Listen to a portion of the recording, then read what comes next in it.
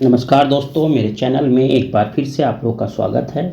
मेरे दोस्तों, मैंने आप लोगों को अपनी पिछली वीडियो में बताया था कि ऋग्वैदिक सभ्यता के काल को लेकर जैकोबी और बाल गंगाधर तिलक जी किस निष्कर्ष पर पहुंचे।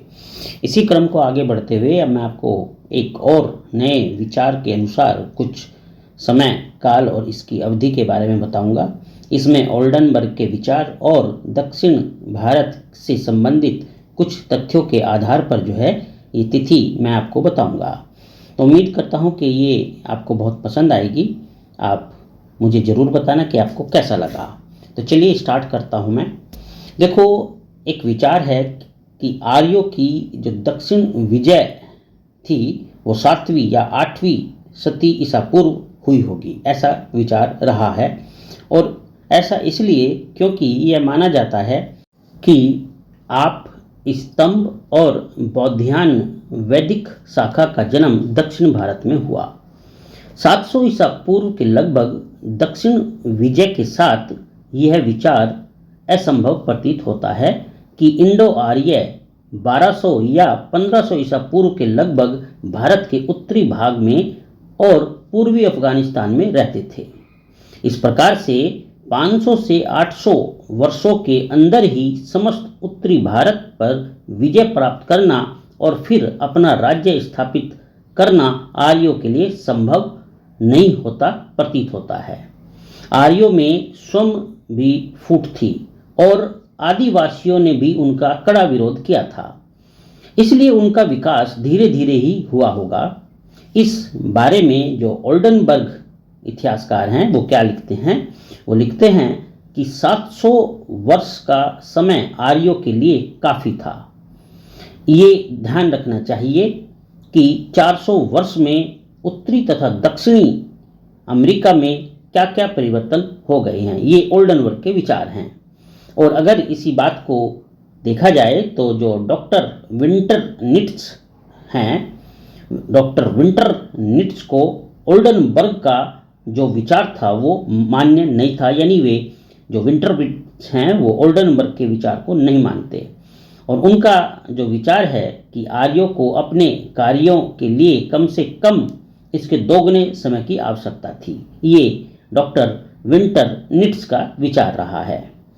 तो इस प्रकार से ये जो अवधारणा रही है, ठीक है, इसी को लेकर ब्लूमफील्ड की मान्यता है कि ऋग्वेद की 40,000 पंक्तियों में से 5,000 तो दोहराई गई हैं। इससे ज्ञात होता है कि जब ऋग्वेद की रचना हुई थी उस समय कई चलायमान पंक्तियां थी जिन्हें ऋग्वेद के श्लोकों का कोई भी रचयिता उसमें जोड़ सकता था।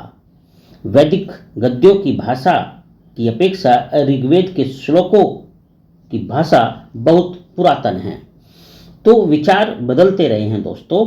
और इसी में अगर आगे मैं जोड़ूं तो ब्राह्मणों, आरण्यकों तथा उपनिषदों में न केवल ऋग्वेद के श्लोकों को ही मान्यता दी गई है, बल्कि अन्य संहिताओं के मंत्रों तथा स्तुतियों को भी प्राचीन काल की धार्मिक पुस्तकों के रूप में कल्पना कर ली गई है।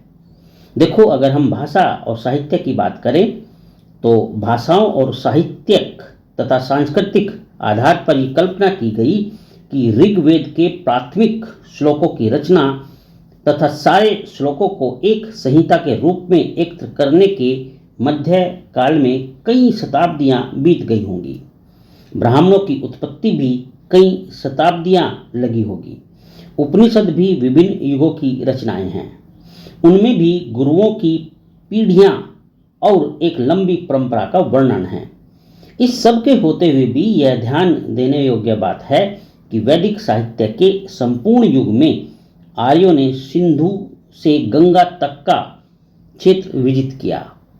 इस छोटे से क्षेत्र पर विजय पाने में आर्यों को कई शताब्दियां लगी, तो मध्य तथा दक्षिण भारत की विजय में तो उन्हें कई शताब्दियां लगी होंगी। इन परिस्थितियों में 700 वर्ष का समय बहुत कम होता है।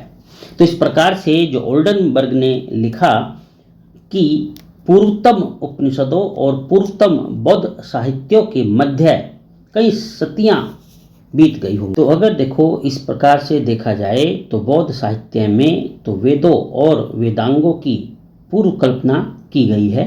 500 ईसा पूर्व लगभग जब बौद्ध धर्म का उदय हुआ तो समस्त वैदिक साहित्य अस्तित्व में आ चुका था।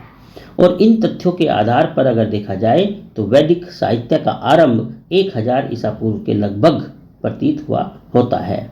तो इस प्रकार के देखें अगर दोस्तों तो जो ऋग्वेदिक रचना का जो काल है वो कोई निश्चित काल नहीं कहा जा सकता, सबके विचार डिफरेंट रहे हैं। चलिए अपनी अगली वीडियो में मैं कुछ और विभिन्न विचारों को आपके सामने प्रस्तुत करूंगा। उम्मीद करता हूं कि आपको काफ़ी जानकारियां प्राप्त होती होंगी। मुझसे जुड़े रहने के लिए आप लोग का बहुत बहुत शुक्रिया। चैनल अगर सब्सक्राइब नहीं किया तो ज़रूर एक बार सब्सक्राइब कर लीजिए। आपका धन्यवाद। आपका दिन शुभ हो।